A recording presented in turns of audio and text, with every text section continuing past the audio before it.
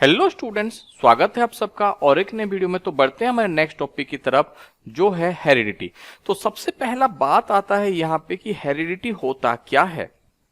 कि कोई भी ऑर्गेनिज्म अगर रिप्रोडक्शन कर रहे हैं तो क्या होता है, कुछ ना कुछ कैरेक्टरिस्टिक्स जो होते हैं वो अपने पेरेंट सेल से या फिर हमारे मम्मी पापा से एक जो बच्चा पैदा होता है या फिर जो ऑफस्प्रिंग पैदा होता है उनमें ट्रांसफर होता है।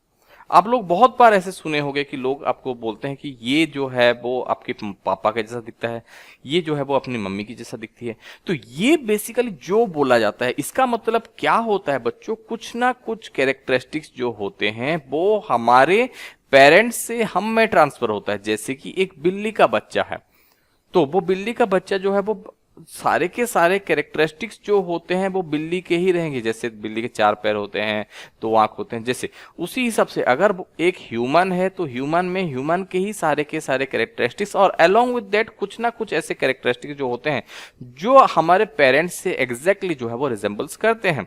तो हेरिडिटी का नॉर्मली मतलब क्या हो गया बच्चों, तो ये है आपका क्या, transmission of genetically based characteristics from parents to offspring.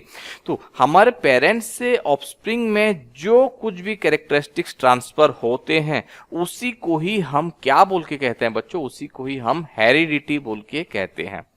और वही सेम चीज यहां पे दिया गया है।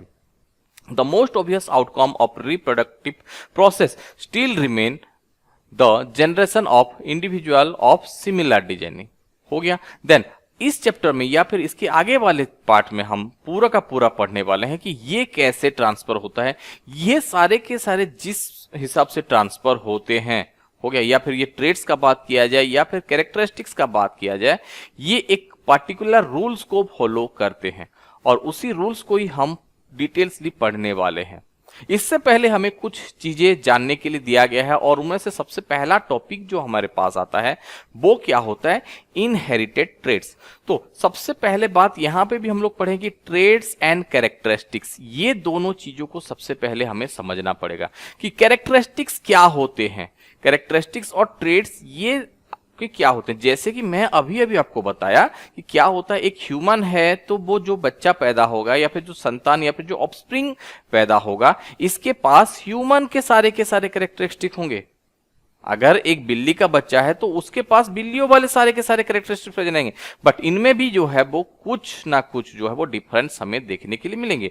तो कैरेक्टरिस्टिक्स क्या होता है, जो फीचर्स हम अपनी पेरेंट्स से इनहेरिट करते हैं या फिर जो हमारा जो बॉडी का डिजाइनिंग हो गया, जो शेप साइज हो गया, जो हमारे पेरेंट्स से हम लोगों में ट्रांसफर होता है, इसी को क्या कहा जाता है, कैरेक्टर्स या फिर कैरेक्टरिस्टिक्स कहा जाता है। बट बात आता है कि यहां पे हमारे ट्रेड्स क्या होते हैं।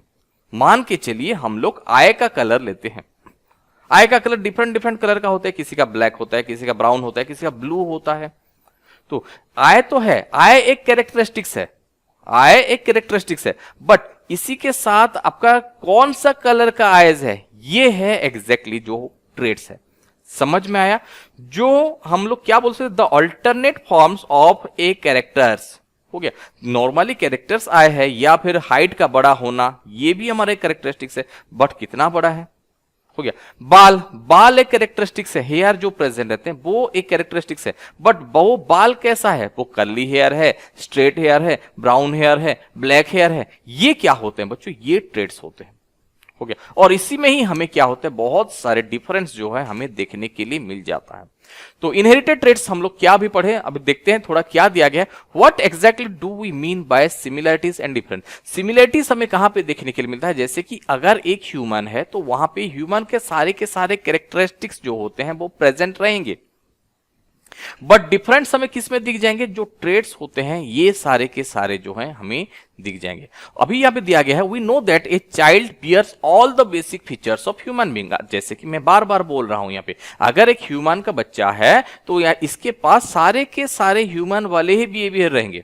Then however it goes not look exactly like his parents, but ये जो बच्चा पैदा होता है उसके कैरेक्टरिस्टिक्स, बेसिक कैरेक्टरिस्टिक्स तो ह्यूमन के जैसे ही हैं, बट वो बच्चे को अगर हम लोग देखेंगे, इनके जो कैरेक्टरिस्टिक्स हम लोग देखेंगे या फिर उनके जो ट्रेड्स देखेंगे, वो एग्जैक्टली जो होता है इनके पेरेंट्स के जैसा मैच नहीं करेगा।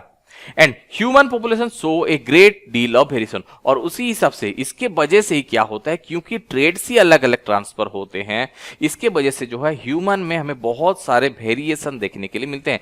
जैसे कि अगर बात किया जाए आई का कलर में डिफरेंस देखने के लिए मिलते हैं, हेयर का शेप में डिफरेंस देखने के लिए मिलता है, आईब्रो, कलर ऑफ विजन हो गया, हैंड, जैसे कि यहाँ पे और एक भी दिया गया, जैसे कि ये वाला पोर्शन आप देख पा रहे हो, इसके पास एक फ्री ईयर लोब है, बट इसके पास जो ईयर लोब है ये क्या अटैच्ड ईयर लोब है। ये सारे के सारे जो है वो वेरिएशन है जो हमें ह्यूमन में देखने के लिए मिलते हैं। समझ में आ गया? तो आशा करता हूं कि ये वाला हेरिडिटी क्या होता है और इनहेरिटेड ट्रेट्स क्या होते हैं ये हमें क्लियर हो गए हैं। ओके, हेरिडिटी नॉर्मली जो हमारे पेरेंट्स से हम में ट्रांसफर होता है वो होता है हेरिडिटी, और इनहेरिटेड ट्रेट्स मतलब कौन सा कैरेक्टरिस्टिक्स हम एक्वायर किए हैं या फिर एक बच्चा जो पैदा होता है उसमें कौन सा कैरेक्टरिस्टिक्स देखने के लिए मिलते हैं, हो गया, उसी को ही इनहेरिटेड ट्रेट्स बोल के कहा जाता है। समझ में है? बट बात आता है कि यहां पे कि कौन सा कैरेक्टरिस्टिक्स जो होता है एक बच्चे में देखने के लिए मिलेगा। हम लोग तो बोल दिए कि यहाँ पे एक बेसिक फीचर्स रहता है, बट वो एग्जैक्टली अपने पेरेंट्स के जैसे नहीं दिखते, और इसी के वजह से जो है वो बहुत ज्यादा से ज्यादा वेरिएशन जो है हमें यहाँ पे देखने के लिए मिलता है। कहाँ पे? एक ह्यूमन पॉपुलेशन में। बट ये जो ट्रेट्स जो होते हैं वो किस हिसाब से ट्रांसफर होते हैं, कौन सा कैरेक्टरिस्टिक्स हम लोग में देखने के लिए मिलेगा, इसको हम इस चैप्टर में पूरा का पूरा पढ़ने वाले हैं। और इसको पढ़ते टाइम हम लोग बहुत सारे ऐसे एक्सपेरिमेंट के बारे में पढ़ेंगे जो कि एक तरह से प्रूफ है कि यही सारे के सारे कैरेक्टरिस्टिक्स जो हैं हमें देखने के लिए मिलेगा। समझ में आया? तो ये टॉपिक में बढ़ने से पहले हम कुछ चीजें जो हम अपने प्रीवियस चैप्टर में पढ़े हैं वो सारे के सारे चीजों को थोड़ा सा क्लियर करते हैं ताकि हमें ये वाला पोर्शन जो है वो समझने में इजी होगा। जैसे कि हम लोग जानते हैं, अगर एक ह्यूमन का बात किया जाए, ह्यूमन में क्या होते हैं, 46 क्रोमोसोम्स जो है वो प्रेजेंट रहते हैं। इवन इफ आपका मेल का अगर बात किया जाए या फिर फीमेल का अगर बात करते हैं तो दोनों में जो है वो 46 क्रोमोसोम्स प्रेजेंट रहते हैं। हो गया। बट क्या होता है, जब भी ये मेल एंड फीमेल दोनों के दोनों द प्रोसेस ऑफ रिप्रोडक्शन या फिर रिप्रोडक्शन करेंगे तो इनके क्रोमोसोम्स के साथ क्या होता है, एक special type of cell division होता है जिसको क्या कहा जाता है, मेयोसिस कहा जाता है। हो गया। और मेयोसिस में क्या करता है, ये जो क्रोमोसोम्स जो होते हैं ये डिवाइड हो जाते हैं कैसे, आपका 23 और ये 23 क्रोमोसोम्स में, क्योंकि ये जो होता है ये मेयोसिस प्रोसेस जो होता है ये रिडक्शन डिवीजन होता है। तो इसके चलते क्या होता है, ये जो ह्यूमन का चाहे वो मेल का हो चाहे वो फीमेल का हो, दोनों का जो 46 क्रोमोसोम जो रहते हैं ये हाफ में कन्वर्ट हो जाते हैं। और मेल ट्रांसफर करता है कितना, आपका 23 क्रोमोसोम्स, और फीमेल भी ट्रांसफर करती है अपना कितना, 23 क्रोमोसोम्स। और ये कंबाइनली क्या करते हैं, एक जाइगोट में 46 क्रोमोसोम्स देखने के लिए मिलते हैं। और फाइनली ये जो है एक लिविंग ऑर्गेनिज्म या फिर एक नया ऑर्गेनिज्म बनता है। समझ में आया? बट यहां पे बात आता है कि ये जो बच्चा है इसके पास तो दोनों का ही कैरेक्टरिस्टिक्स आया, कुछ कैरेक्टरिस्टिक्स उनके मदर से आए, कुछ कैरेक्टरिस्टिक्स इनके फादर से आए, और दोनों का कैरेक्टरिस्टिक्स कंबाइनली जो है एक जाइगोट को या फिर एक बेबी को या हम लोग एक ऑफस्प्रिंग को जन्म देते हैं। बट इस बेबी में कौन सा कैरेक्टरिस्टिक्स जो है वो देखने के लिए मिलेगा, और हमें ये पूरा का पूरा जो है इस पैराग्राफ में यही चीज समझाने की कोशिश किया गया है। तो क्या होता है देखते हैं, the rules of inheritance of such traits in human beings are related to the fact that both the father, दोनों फादर का भी एंड मदर का भी, contribute practically equal amount of genetic material. क्योंकि जैसे कि अभी हमें आपको बताया कि क्या होता है, फादर जितना जेनेटिक मटेरियल डोनेट करेगा ठीक उसी हिसाब से मदर भी जो रहती है वो उतना ही जेनेटिक मटेरियल डोनेट करेगा एक चाइल्ड को। This means that each trait can be influenced by both parent and maternal DNA. और ये किसके होता है, आपका पैटर्नल मम्मी से और पापा से जो कुछ भी डीएनए आता है इसके ऊपर ही उसका कैरेक्टरिस्टिक्स डिपेंड करेगा। बट यहां पे बात आता है कि जो चाइल्ड में ट्रांसफर हुआ उसमें कौन सा कैरेक्टरिस्टिक्स हमें देखने के लिए मिलेगा या फिर कौन सा ट्रेट जो है हमें देखने के लिए मिलेगा, और इन सब का आंसर हमें कहां पे मिलेगा, the rules of the inheritance of traits में हमें देखने के लिए मिलेगा। और इसको बनाने वाले कौन थे, ग्रेगर जोहान मेंडल थे, या फिर हम लोग मेंडल कंट्रीब्यूशन के बारे में पूरा का पूरा पढ़ने वाले हैं। समझ में आ गया? एक बार क्विक रिवीजन में करता हूं कि क्या होता है रिप्रोडक्शन के टाइम पे या फिर सेक्सुअल रिप्रोडक्शन के टाइम पे मेल और फीमेल दोनों के दोनों इक्वली जो जेनेटिक मटेरियल जो है वो कंट्रीब्यूट करते हैं। समझ में आ गया। बट चाइल्ड में कौन सा डीएनए हमें देखने के लिए मिला, क्योंकि चाइल्ड के पास दोनों का जेनेटिक मटेरियल इक्वल अमाउंट में ट्रांसफर हुआ है। अपना पापा जितने भी दिए गए हैं, अपनी मम्मी भी जो है वो उतना ही जेनेटिक मटेरियल डोनेट किए हैं। बट बेबी में कौन सा जेनेटिक मटेरियल विजिबल होगा, इसी को ही हम पढ़ेंगे कहां पे, मेंडल के कंट्रीब्यूशन में, या फिर कुछ एक्सपेरिमेंट हम लोग देखेंगे जो कि बहुत सालों पहले किया गया है, उसके हेल्प से हम जानने की कोशिश करेंगे। तो टॉपिक में आगे बढ़ने से पहले हम लोग ग्रोवर जोहर मेंडल के बारे में थोड़ा सा एक आइडिया लेते हैं। तो ग्रोवर जोहर मेंडल, जिनको फादर ऑफ जेनेटिक्स भी बोल के कहा जाता है। हाँ, रिमेंबर वन थिंग बच्चों, ये जो कुछ भी पढ़ रहे हैं हम लोग, ये सारे के सारे the study of genes is known as genetics, हो गया। और जेनेटिक्स के फादर किसको कहा जाता है, ग्रोवर जोहन मेंडल को कहा जाता है।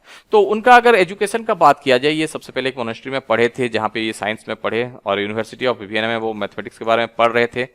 बट उनको जो है कुछ सर्टिफिकेट नहीं मिला या फिर कुछ प्रॉब्लम हुआ होगा उनके, वो सब तो हम लोग जान के भी कुछ फायदा नहीं है। बट वो अपने मोनेस्ट्री को फिर से जो है वो रिटर्न बैक किए और वहां से जो है पी के प्लांट या फिर मटर जो है वो उगाने लगे। और वहां पे जो है एक स्पेसिफिक चेंजेस या फिर एक स्पेसिफिक सीक्वेंस उनको देखने के लिए मिला था, और वो उसको ही ऑब्जर्व करते करते वो एक फाइनली जो है एक पूरा का पूरा एक थ्योरी दिए थे, जिसको हम लोग पढ़ने वाले मेंडल लॉ ऑफ एक्सपेरिमेंट में। और वो साइंस और मैथमेटिक्स दोनों को कंबाइन करके कुछ सेट्स ऑफ रूल बनाए थे, जिसको आपका क्या कहा जाता है, लॉज ऑफ इनहेरिटेंस बोल के भी कहा जाता है। और इसके बारे में हम लोग पूरा का पूरा पढ़ने वाले हैं। तो बच्चों, आशा करता हूं ये वाला वीडियो आपको समझ में आया होगा। नेक्स्ट वीडियो में हम लोग मेंडल के एक्सपेरिमेंट के बारे में हम लोग नेक्स्ट वीडियो से कंटिन्यू करेंगे। तो मिलते हैं नेक्स्ट वीडियो में, तब तक के लिए बाय बाय।